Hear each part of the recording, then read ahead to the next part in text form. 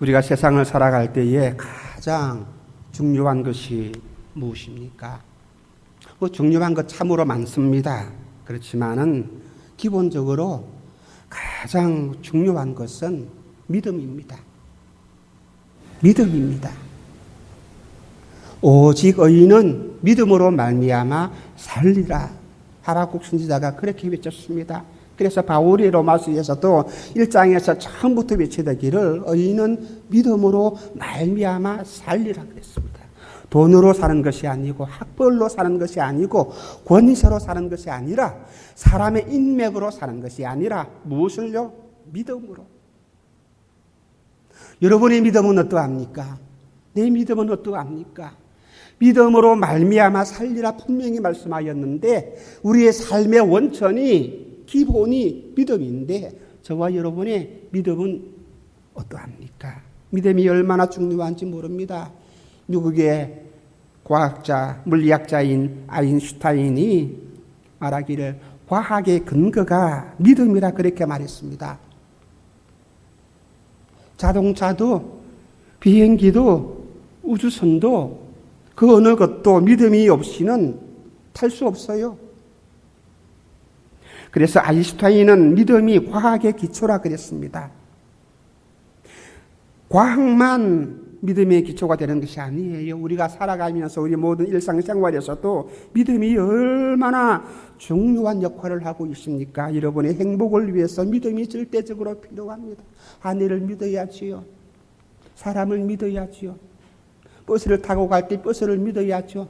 이발소에서 면도를 할 때에도 이발사를 믿어야지요. 믿음입니다. 가정의 안정을 위해서도 믿음이 필요하고요. 사업의 성공을 위해서도 믿음이 필요하고요. 이 사회가 발전하기 위해서도 믿음이 필요하고요. 내가 하나님께 복을 받기 위해서도 믿음이 필요하고요. 우리 교회가 부흥을 하기 위해서도 무엇이요? 믿음이 필요합니다. 그래서 성경에서는 이 믿음을 아주 중요하게 강조하고 있습니다. 신구약 모든 성경에서 하나님께서는 믿는 사람에게 어떤 사람에게요? 믿는 사람에게 복을 많이 내려주었습니다. 믿는 사람은 풍족함을 얻습니다. 우리 예레미야 17장 7절로 8절입니다. 함께 읽어보도록 하시겠습니다. 그러나 무릇 여호와를 의지하며 여호와를 의뢰하는 그 사람은 복을 어떻게 해요? 받을 것이다. 그는 물가에 심기운 나무가 그 뿌리를 강변에 뻗치고 더위가 올지라도 두려워 아니하며 그 잎이 청정하며 그 가무는 해에도 걱정이 없고 결실이 거치지 아니함 같으리라. 어떤 사람이요? 믿음이 있는 사람, 하나님을 의지하고 하나님을 신뢰하고 하나님만을 의지하는 그 사람에게 이 놀라운 풍요로운 복을 받는다고 말씀하였습니다. 하나님의 축복을 믿으니까 하나님을 의지하니까 복을 받습니다. 신나게도 믿는 사람에게는 능치 못할 일이 없다고 말씀하였습니다. 마가복음 9장 23절에 주님께서 말씀하였습니다. 할 수 있거든이 무슨 말이냐? 믿는 자에게는 능치 못할 일이 없느니라 그렇게 말씀하였습니다. 믿음을 통해서 병 고침을 받습니다. 믿음을 통해서 마음의 평화를 누리고요. 믿음을 통해서 인생을 살아갈 때에 당당하게 담대하게 살아가는 것입니다. 내가 죽는다 할지라도 믿음을 통해서 내가 다시 한번 회복할 수가 있고요. 이 믿음을 통해서 우리 모두가 천국에 가는 것입니다. 믿음이 있는 사람은 천국 가지만은 그러나 믿음이 없이 의심하는 사람은 역시 지옥 갈 수밖에 없어요.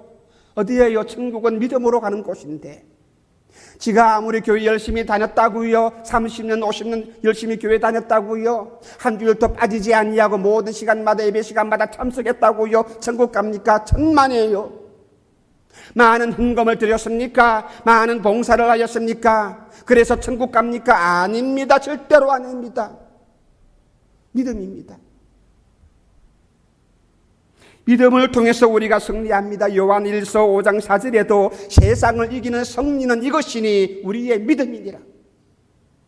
놀라운 권능이 무엇입니까? 믿음이라고 말씀하셨습니다. 오늘 본문 말씀도 예수님께서 갈릴리 지역 가브나움이라는 그 마을에 들어가서 복음을 증거하는데 그때의 중풍병자를 고쳐주신 그런 사건을 말씀하고 있습니다. 오늘 이 본문에 있는 중풍병자가 고침을 받는 것도 무엇입니까? 믿음입니다. 저희의 믿음을 보시고, 뭘 보시고요? 믿음을 보시고, 얼마나 오랫동안 교회에 다녔느냐, 얼마나 많은 헌금을 드렸느냐, 얼마나 많은 시간을 통해서 예배를 드렸느냐, 주님이 그것을 보시지 아니하시고 뭘 보았다고요? 믿음을 보시고. 믿음입니다. 예수님께서 갈릴리 여러 지역을 다니면서 복음을 전하신 이후에 이 가브나움이라는 동네에 들어왔는데 잠시 베드로의 집에 머물러 있었습니다. 그러자 이 예수님이 계신다는 소문을 들은 많은 사람들이 예수님을 만나려고 몰려들었습니다. 그래서 이 집 앞은 많은 사람들로 꽉 차서 더 이상 들어갈 수가 없게 되었습니다. 밖에까지 사람들이 용신할 정도로 많은 사람들이 있었습니다. 그때에 4명의 사람이 한 중풍병자를 침상에 누인 채 예수님께 나왔습니다. 그런데 사람이 너무 많아서 이 침상을 들고 사람을 뚫고 예수님께로 나갈 수가 없는 거예요. 가까이 갈 수가 없었어요. 그래서 이 4명의 친구들은 지붕 위로 올라가가지고 중풍병자의 침상을 예수님께로 달아내렸습니다. 지붕을 뜯어내고. 그때 예수님께서는 이 친구들의 믿음을 보았습니다. 마가복음 2장 5절 말씀입니다. 한 목소리로 다 같이 함께 읽도록 하시겠습니다. 예수께서 저희의 어떻게 해요? 믿음을 보시고 중풍병자에게 이르시되 소자야 네 죄 사함을 받았느니라 그랬습니다. 믿음을 보시고. 예수님의 말씀을 통해서 이 중풍병자는 고침을 받았습니다. 불가능을 가능케 하시는 하나님께서 이 친구들의 적극적인 이 믿음을 보시고 하나님께서는 응답해 주었습니다. 그러므로 저도 여러분들도 도중에 포기하지 마시기를 바랍니다.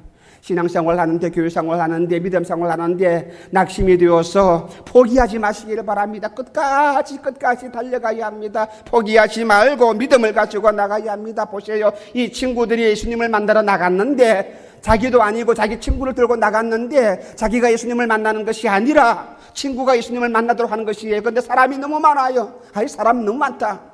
이 침상을 들고 어떻게 이 뚫고 예수님을 만날 수 있을까? 사람이 많은데 다음에 가지 다음에 예수님 만나지 다음에 예수님 어디로 갈까? 어느 동네로 갈 것인가? 그것을 알아보아 가지고 그때 우리가 예수님을 만나도록 갔지. 그렇게 하면서 포기하지 않아. 만약에 그렇게 하고 되돌아갔다면 예수님 못 만납니다. 이 기적의 경험을 하지 못하는 것입니다. 낙심하는 사람에게도 축복의 기적이 나타나지 아니하는 것입니다. 보세요. 지붕을 뜯어서라도 어떻게 하든지 예수님을 만나서 자기의 문제를 해결하려고 하였습니다. 그래서 이 적극적인 믿음과 그런 신앙을 가지고 주님께 나가려고 할 때에 하나님께서는 이러한 사람에게 응답해 주신다는 사실입니다. 하나님께서는 나의 믿음을 보십니다. 하나님께서는 저와 여러분의 믿음을 보십니다. 나의 외모보다 내가 장로고 내가 집사고 내가 30년 동안 예수를 믿어왔고 그것이 아니라 내 학력보다 더 중요한 것이 무엇입니까? 내 재산보다 내 능력보다 더 중요한 것이 무엇입니까? 여러분의 마음속에 있는 믿음입니다. 믿음은 내 운명에 중요한 영향을 미칩니다. 오늘 이 말씀은 아주 중요한 교훈을 우리에게 줍니다. 지금 비록 내가 병들었다 할지라도 내가 사업에 실패를 했다 할지라도 지금 내가 불행한 삶을 살고 있다 할지라도 그렇지만 내가 예수님께 나오면 내가 믿음을 가지고 진실된 믿음을 가지고 예수님을 의지하려는 그 믿음을 가지고 예수님께만 나오면 예수님께서는 나의 문제를 해결해 주신다는 사실입니다. 보세요. 중풍병자가 지붕을 떼서 내려오니까 주님께서는 당장 그 친구들의 믿음을 보시고 선보았습니다. 내가 예수님께 나갈 때에 내 모든 어렵고 힘든 문제를 가지고 주님께 나갈 때에 주님께서는 내 문제를 해결해 주신다는, 내가 예수님을 만나면 나는 행복한 삶을 살아갑니다. 예수님을 만날 때에 주님은 내게 복을 허락해 주신다는 사실이에요. 오늘 본문 말씀 2장 1절부터 3절 말씀입니다. 또 역시 함께 읽도록 하시겠습니다. 수일 후에 예수께서 다시 가버나움에 들어가시니 집에 계신 소문이 들린지라 많은 사람이 모여서 문 앞에라도 용신할 수 없게 되었는데 예수께서 저희에게 도를 말씀하시더니 사람들이 한 중풍병자를 4사람에게 메워 가지고 예수께로 올리시게 그랬습니다.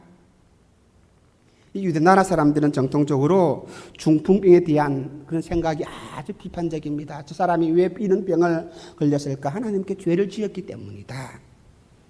하나님의 심판을 받고 있다. 그렇게 생각을 합니다. 그래서 성경에서는 죄에 빠진 사람이 낙심하다가 몹쓸병에 걸리고 하나님의 책망을 듣고서 아주 힘든 병, 문둥병이나 이런 중풍병에 걸려 죽은 일들이 많이 기록되어 있습니다. 그런데 이 본문에 나오는 이 중풍병자는 다행히도 친구 네 사람을 참 잘 만났습니다. 이 착한 친구 네 명을 만나가지고 자기는 갈 수가 없는데, 자기는 주님 앞에 나갈 수가 없는데 이 친구들의 도움을 받아가지고 이 착한 친구를 만나서 예수님께 갈 수 있었습니다. 이 네 명의 친구는 이 사람을 어떻게 하든지 도와주자 그런 마음을 가지고 내 불쌍한 이 친구를 데리고 예수님께 데리고 가기 위해서 온 정성을 다 쏟은 그런 착한 친구들입니다. 이 친구를 예수님께 데리고 갔습니다. 내가 고난을 당한다 할지라도, 고난을 당하고 있다 할지라도 나를 도와줄 사람이 있는 사람은 참으로 행복한 사람입니다.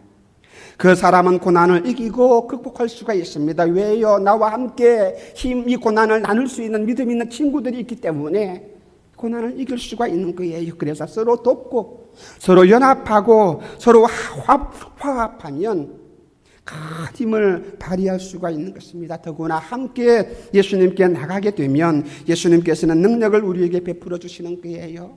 우리 전도서 4장 9절부터 10절 말씀입니다.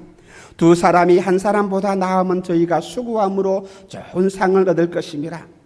혹시 저희가 넘어지면 하나가 그 동물을 붙들어 일으키려니와 홀로 있어 넘어지고 붙들어 일으킬 자가 없는 자에게는 어떻게 해요? 화가 있으리라.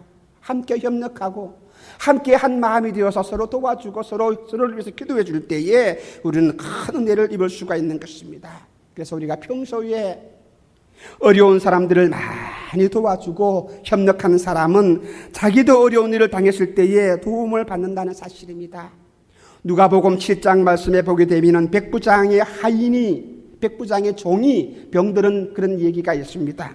그래서 이 모습을 보았을 때에 유대인들이 예수님께 나와서 간청을 했습니다. 이 백부장의 종을 좀 고쳐주세요. 백부장도 아니고 백부장의 종이, 또 백부장은 이방 나라 사람들입니다. 그런데 유대인들이 주님께 나와서 이 백부장의 종을 좀 고쳐달라고 그렇게 간청을 합니다. 누가복음 7장 4절부터 5절 말씀입니다. 역시 함께 읽도록 하시겠습니다. 이에 저희가 예수께 나와 간절히 구하여 가로되 이 일을 하시는 것이 이 사람에게는 합당하나이다. 저가 우리 민족을 사랑하고 또한 우리를 위하여 회당을 지었나이다 하니 그랬습니다. 그래요. 이 백부장이 비록 이방인이지만은 유대인들의 회당도 지어주고 모든 가난한 사람들을 불쌍히 여기고 도와주고 구제하고, 이 백부장이 그런 선한 일들을 많이 했어요. 많은 사람들을 도와주었어요. 함께 사랑을 나누고 함께 힘을 모았습니다. 그런데 자기의 하인이 병들었을 때에 유대인들이 다가와서 힘을 모았습니다. 주님께 다 같이 와서 간청을 해주는 그런 사랑을 우리가 볼 수가 있는 것입니다. 그래서 평소에 착한 일을 한 사람에게는 어려울 때에 돕는 손길이 반드시 나타납니다. 하나님이 보냈습니다. 그러나 평소에 남을 돕지 아니한 사람은 자기가 어려움을 겪으실 때에는 도움받기를 어려워요. 힘듭니다. 도움을 베푸는 것이 얼마나 중요한지 모릅니다. 도와줄 때도 행복하고 내가 도움을 받을 때도 행복합니다. 지금 우리 사회를 보시기를 바랍니다. 우리 사회에도 성공한 사람이 있습니다. 성공한 사람들은 그렇지 못한 사람들을 도와주어야 합니다. 그 사람도 성공할 수 있도록 함께 힘을 모아주고 도와주어야 합니다. 그런 마음을 가져야 합니다. 우리 교회 안에서도 복을 받은 사람들이 있을 터인데 내가 복을 받았다면 받지 못한 사람들을 기억하고 불쌍히 여기고 함께 도와주어야 합니다. 가정에서도 힘이 있는 사람, 능력이 있는 사람, 똑똑한 사람은 그렇지 못한 자녀들을 함께 도와주고 함께 사랑을 나누고 베풀어 주어야 합니다. 남을 도와주고 협력해야 하는 사람은 하나님의 축복과 그 모든 문제를 이미 해결함을 받은 사람이에요. 그렇기 때문에 내가 받은 축복, 내가 해결받은 그 문제, 하나님의 사랑이고 하나님의 은혜인데 이것을 나 혼자만 차지하려고 하지 마시고, 내가 잘났다고, 내가 더 많이 안다고, 내가 더 많이 가졌다고, 내가 더 많이 오래 다녔다고 뽐내지 마시고, 겸손한 마음으로 섬기는 자세로 힘든 사람, 가난한 사람들에게 찾아가서 도와주는 그런 사람이 되어야 합니다.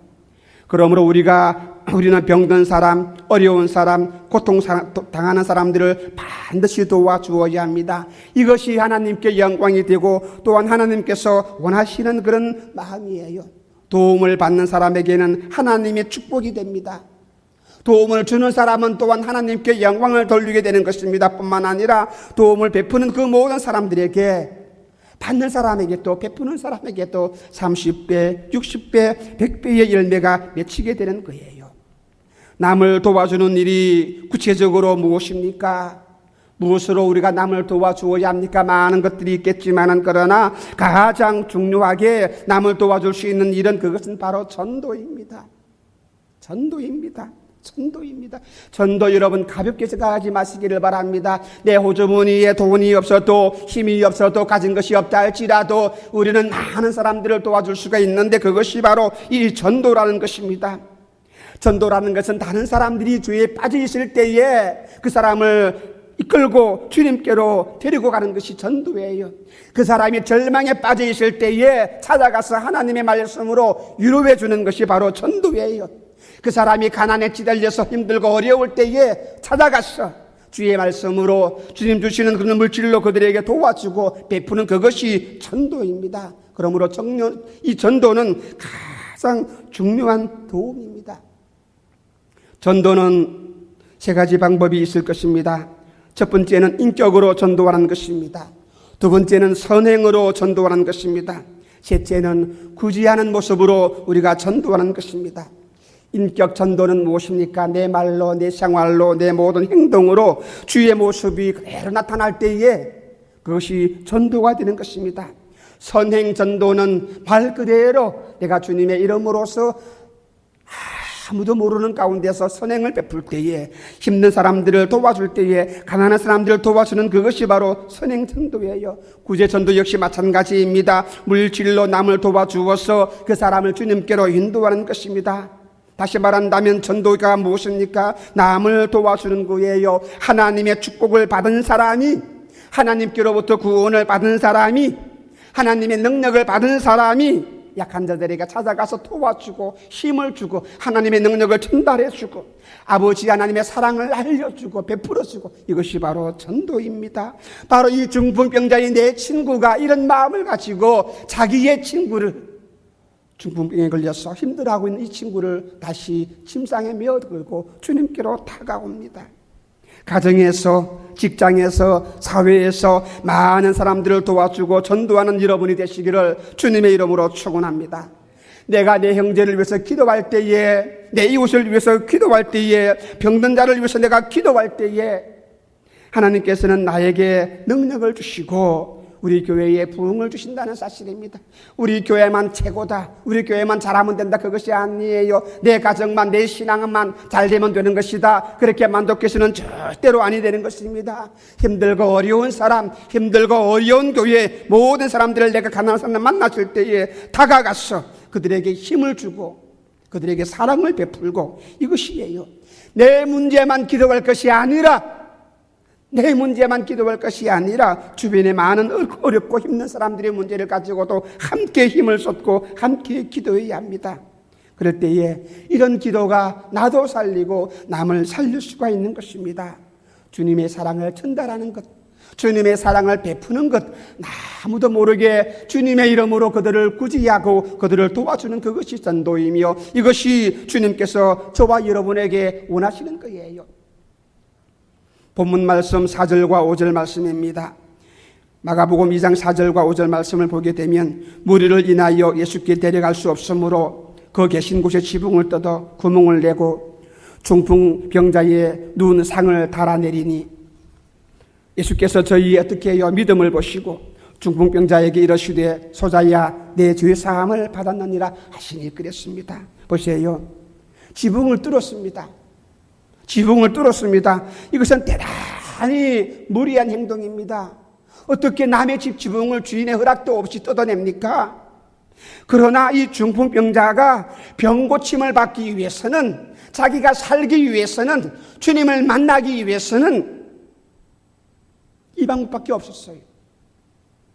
저와 여러분도 하나님께 은혜를 받기 위해서, 주님을 만나기 위해서, 교회에 나오기 위해서 많이 걸리는 그런 장애물들이 있고 장벽들이 있을 거예요. 그것들을 만날 때에 우리는 대개 어떻게 합니까? 10명 중에 9명은 다 이 문제 앞에 되돌았습니다. 오늘 바쁘니까, 오늘 내가 몸이 아프니까, 내가 갈 수 없는 환경이니까, 내가 돈이 없으니까, 내가 시간이 바쁘니까, 내가 직장에 일이 있으니까, 예비할 시간에 주일날에도 주님께 나오지 못하고 교회에 나오지 못하고 당연히 돌아갑니다. 뭐 다음 주일만 가면 되지. 다음 주일도 있는데 그렇습니다. 그런데 이 친구들 보세요. 주님을 만날 수 없는 그런 환경이지만은, 무리한 행동이지만은, 해서는 안 될 행동이지만은 주님만을 만난다는 그 열려 아래였어. 주님을 만나기 위한 그런 믿음 때문에, 그 믿음 때문에, 내가 주님을 만나야 산다는 그 생각 때문에 해서는 안 될 행동도 지붕도 뜯어내고 주님 앞에 나갑니다. 우리의 믿음은 어떻게 보면 가짜 믿음이에요. 형식적인 믿음이에요. 입술로는 주님을 찬송하시만은, 교회에 나오시만은 여러 가지 핑계를 대고 여러 가지 장애물이 있다면 거기에 굴복하고 더 앞으로 전진하지 못한다는 사실입니다. 우리가 신앙생활을 하다 보면 어떨 때는 무례를 범하게 되고 욕을 먹을 때도 있습니다. 그러나 좀 욕을 먹는다 할지라도, 직장에서 상사에게 욕을 먹는다 할지라도, 직장에서 쫓겨나는 일이 있다 할지라도, 형제들에게, 친척들에게 비난을 당하는 일이 있다 할지라도, 내가 살아야 하는 방법이라면, 지금 내가 예수님께 나가는 그 길이 이 시간이라면, 이 길밖에 없다면 우리는 믿음을 가지고 적극적인 방법으로 나아가야 합니다. 체면 차리지 마시기를 바랍니다. 교회 나오는 그 길에, 예비하는 그 길에 체면 차리지 마시기를 바랍니다. 기도할 때에 체면 차리지 마시기를 바랍니다. 얌전하게 믿다 보면 올바른 신앙과 그 믿음을 지킬 수가 없어요. 마귀가 어떤 존재인데요, 우리를 찬송하지 못하게, 나를 기도하지 못하게, 내가 예배당에 나가지 못하게 얼마나 많은 방법으로 우리의 앞길을 막고 있습니까? 그런데 우리가 얌전하게 그냥 조용한 방법으로 이 마귀의 모든 방법들을 이길 수가 있습니까? 아닙니다. 적극적인 방법을 가지고 우리가 나아가야 합니다.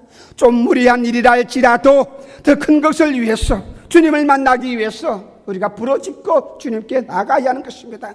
그래서 하나님의 뜻이 나타나면 하나님 앞에 영광을 돌리고 충성, 봉사, 헌신하면 된다는 사실입니다.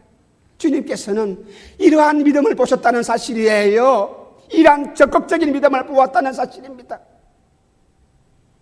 지붕을 뜯어서라도 중풍병자를 내려놓는 그 믿음, 이런 적극적인 믿음을 보시고 주님이 말씀하였어요. 내 죄 사함을 받았다. 지붕을 뜯는 믿음도 중요하지만은 이 무리한 일을 범했으니까 그 뒷처리도 잘 해야 합니다. 중풍병자와 4명의 사람들이 지붕을 뜯고서 나중에 어떻게 했을 것 같습니까? 아마 이런 믿음을 가진 사람이 있기 때문에 나중에 그 뒷처리도 다 잘했을 것이라 생각합니다. 지붕 다시 고쳐주고 새 지붕으로 갈아주었을 것입니다. 남의 지붕을 뜯어놨으면 새로 멋있게 해주어야 합니다. 이런 적극적인 믿음이 저와 여러분에게 필요합니다. 하나님 내게 이러한 믿음을 주시옵소서라고 기도할 수 있는 저와 여러분 되시기를 주님의 이름으로 축원합니다. 우리 에스더 4장 16절 말씀을 함께 보시겠습니다. 다 같이 읽겠습니다. 당신은 가서 수산에 있는 유다인을 다 모으고 나를 위하여 금식하되 밤낮 3일을 먹지도 말고 마시지도 마소서. 나도 나의 시녀로 더불어 이렇게 금식한 후에 규례를 어기고 왕에게 나아가리니 죽으면 죽으리이다. 에스더가 한 말이에요. 유다 민족이 몽땅 다 몰살당할 그런 위기에 있을 때에 이 에스더는 그저 기도하는 것이 아닙니다.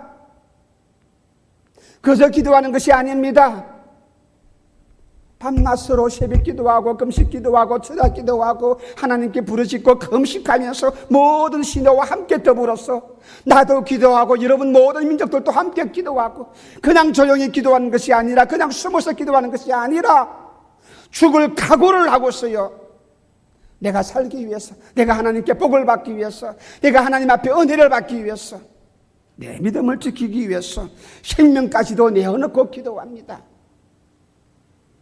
이런 적극적인 믿음을 가지고 우리가 하나님 앞에 나가야 합니다.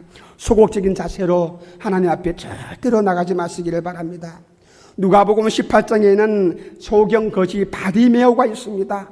이 바디메오가 예수님께서 여리고에 오신다는 소문을 들었습니다.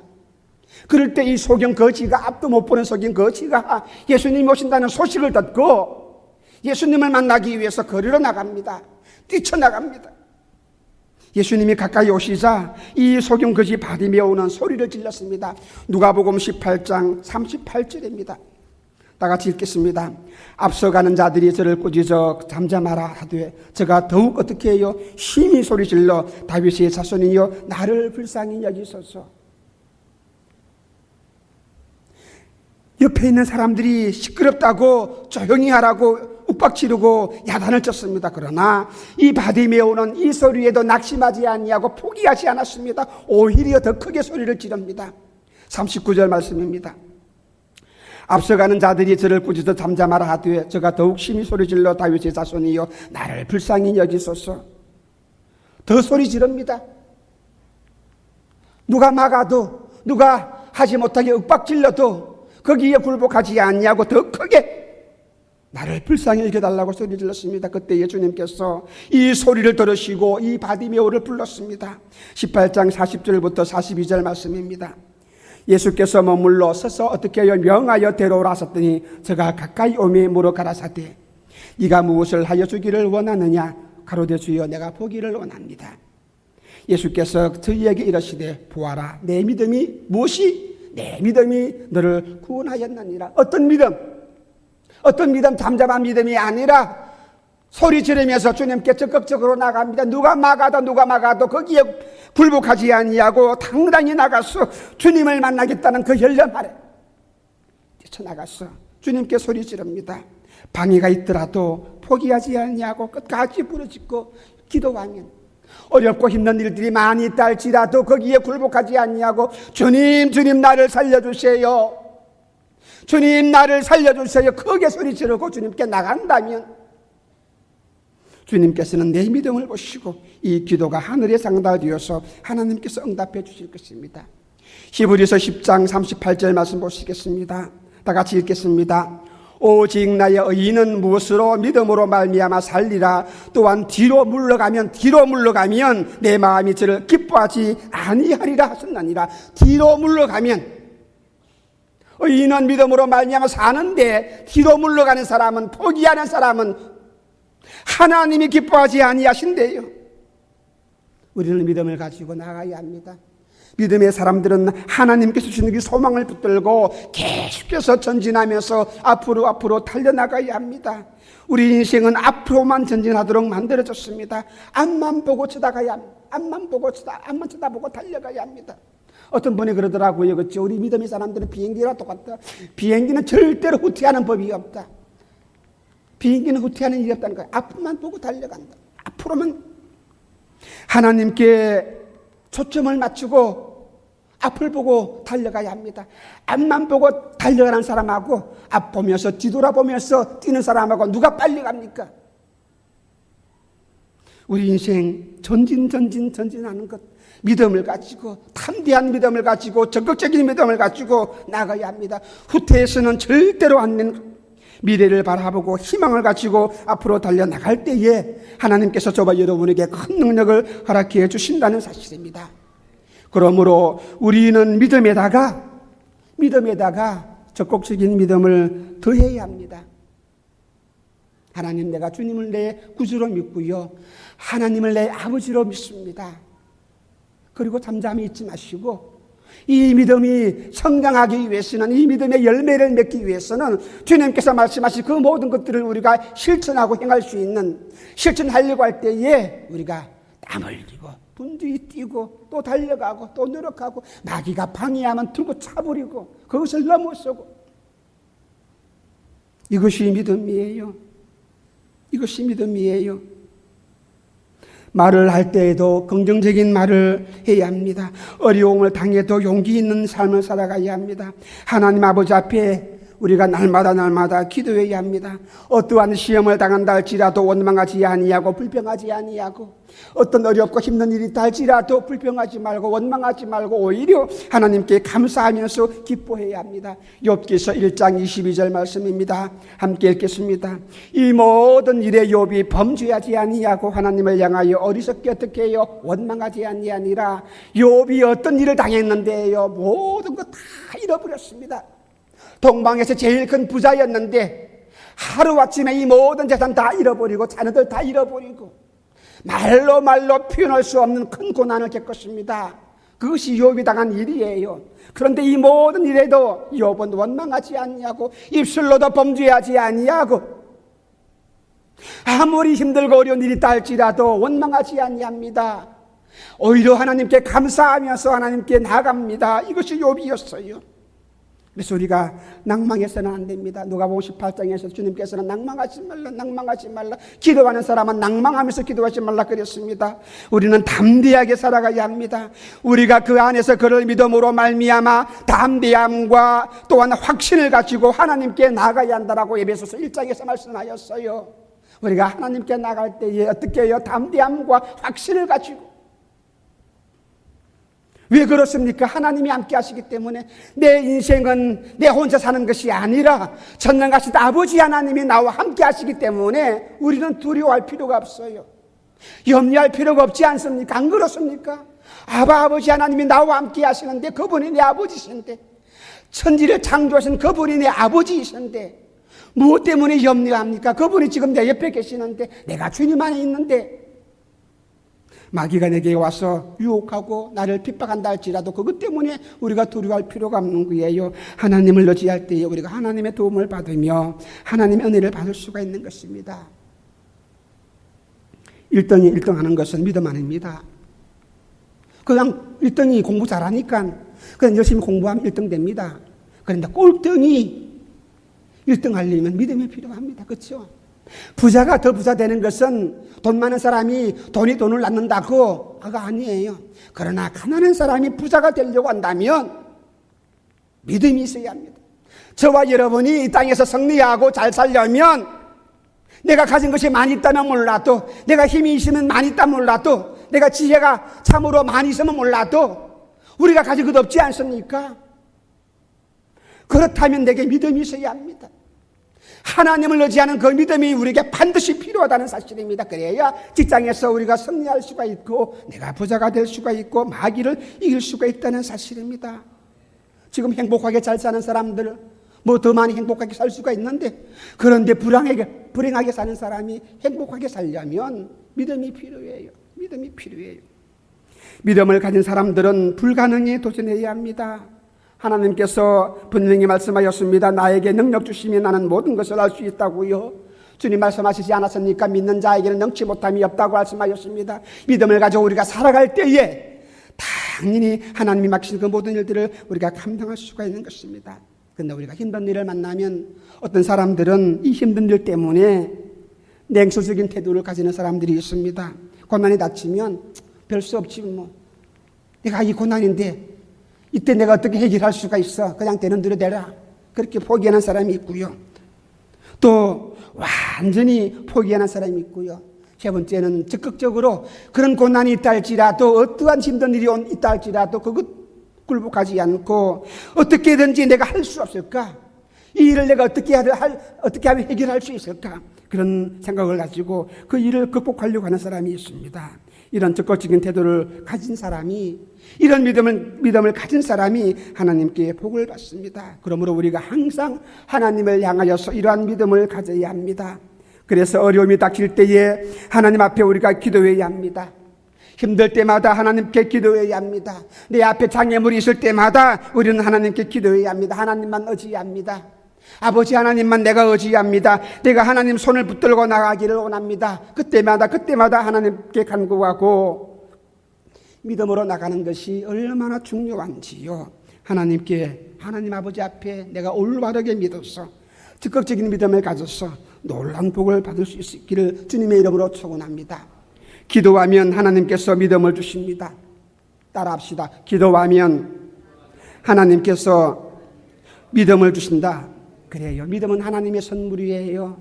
이런 적극적인 믿음, 이런 담대한 믿음, 내 의지로 갖는 것이 아니라 내가 하나님께 기도할 때에 이런 믿음을 얻을 수가 있는 것입니다. 내가 기도할 때에 용기를 가집니다. 내가 기도할 때에 하나님의 기적을 내가 경험할 수가 있는 것입니다. 내가 기도할 때에 내가 생각지도 못했던 많은 복들과 은혜를 풍성하게 경험할 수가 있는 것입니다. 그럴까? 진짜 그럴까? 그렇게 의심하는 사람에게는 이런 기적이 절대로 일어날 수가 없는 것입니다. 기도하면 믿음을 통해서 하나님께서 역사하는 거예요. 마가복음 5장 12절 말씀입니다. 다 같이 읽겠습니다.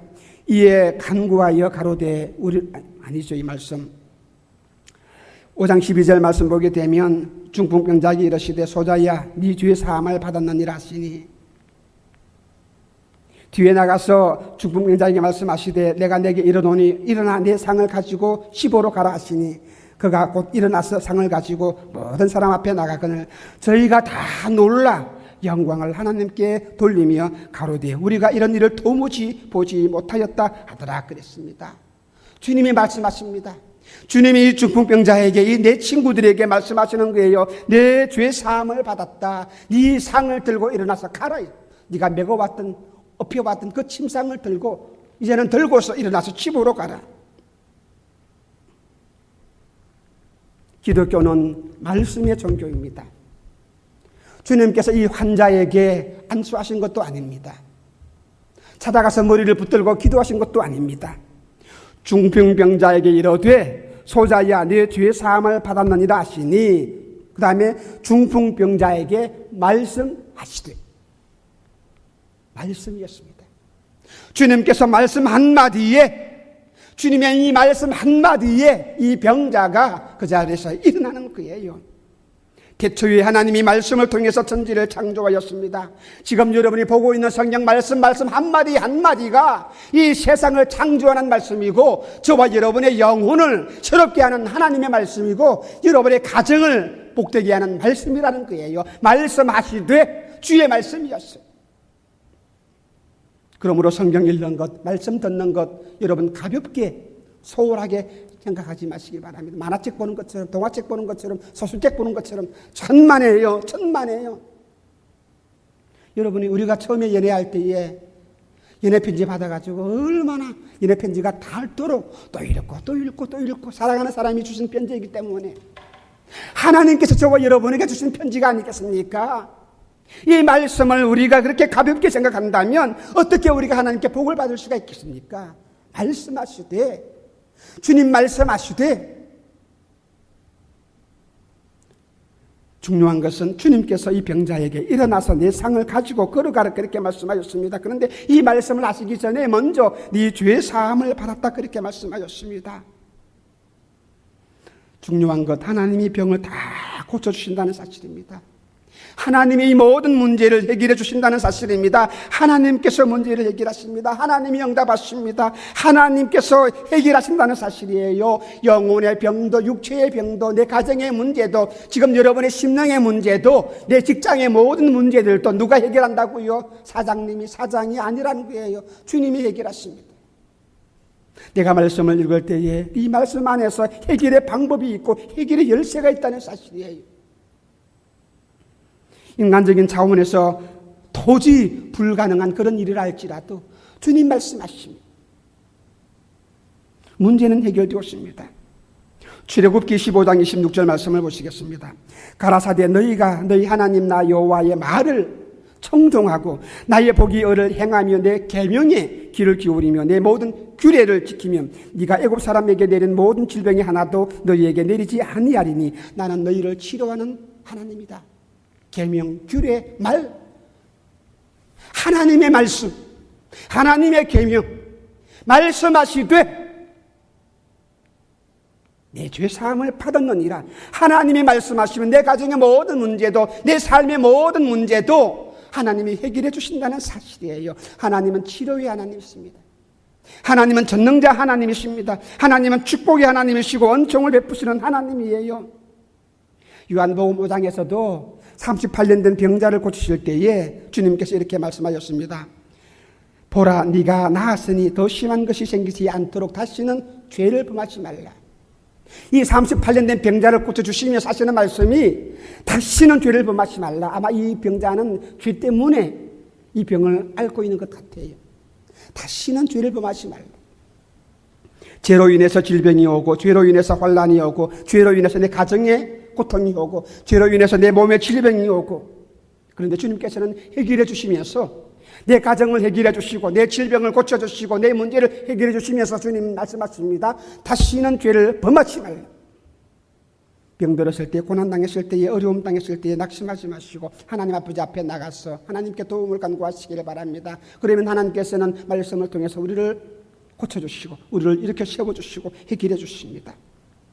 함께 기도하고, 야고보서에서도 이렇게 말씀하셨습니다. 너희 중에 병든 자가 있느냐? 저는 교회의 장로들을 청할 것이요 그들은 주의 이름으로 기름을 바르며 위하여 기도할지니라. 기도는 병든 자를 구한다 말씀하셨는데, 우리가 힘들 때, 병들었을 때 함께 모아서 기도하면 하나님이 이 기도를 들어주시고 응답해 주신다는 사실입니다. 그래서 내가 믿고 기도하면 병고침을 받고, 내가 믿고 하나님 앞에 나오면, 믿고 하나님 말씀을 내가 순종하면 모든 문제를 해결함을 받고 고침을 받을 수 있다는 사실이에요. 창조의 하나님, 축복의 하나님, 이 기적의 하나님, 이 생명의 하나님께서 저와 여러분에게 복을 주시고, 우리는 그분에게 나아갔어. 그분 발 앞에 엎드려서 기도하며 간구할 때에 이 모든 복을 받을 수가 있고, 이 문제를 해결함을 받을 수가 있습니다. 여러분의 믿음이 어떠합니까? 나의 믿음이 어떠합니까?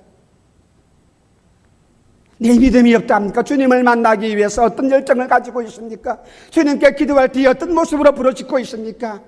뭐 기도 안 해도 내가 해결할 수 있는데, 내 친구가, 내 사장님이 내 친구가 해결해 줄 것인데 기도 안 해도 된다. 아버지 앞에 나오지 않아도 된다. 하나님 필요 없다고요. 뭐까지 건 내가 오늘 주일이기 때문에 예배하면 참석해주고, 그런 모습으로 예배합니까? 믿음 아닙니다. 믿음 아닙니다. 믿음을 보시고 오늘 또 하나님께서는 저와 여러분의 믿음을 보시고 계십니다. 말세에 믿는 자를 보겠느냐? 진실된 믿음을 가진 사람, 주님을 의지하는 그 사람에게 하나님께서는 함께 하시고 복을 베푸시고 그 모든 문제를 해결해 주신다는 사실, 하나님 오늘도 우리에게 이런 믿음을 주시고 나에게 이런 믿음을 주시고 주님만을 의지할 수 있는 그런 참된 사람이 되게 하여 주시옵소서. 이 한 시간 한 목소리로 함께 하나님께 기도하시겠습니다.